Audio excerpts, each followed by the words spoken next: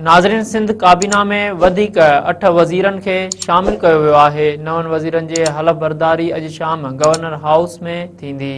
वधीक तफ़सील मालूम कयूं था मेहरान टीवी जे रिपोर्टर कमर मेमून खान। जी कमर, वधीक कहिड़ा तफ़सील आहिनि?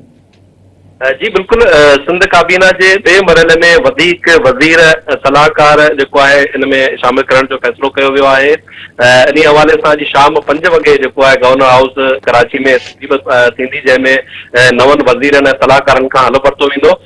ज़रीन जो इन हवाले सां चवणु आहे त सिंध काबीना में वज़ीर सलाहकार ऐं ख़ासि मुआविन मुक़ररु कया वेंदा, जिन मां कुझु जा नाला जेके आहिनि उहे साम्हूं आया आहिनि, जिनमें जाम इकरामुल्लाह धारेजो, मखतूम महमूद ज़बा, रियाज़ हुसैन शाह शिराज़ी, शाहिद सईम, मोहम्मद अली मलकानी, दोस्त अली रायमू, शाहिना शेर अली ऐं मीर तारिक तालपुर जेके आहिनि शामिल आहिनि।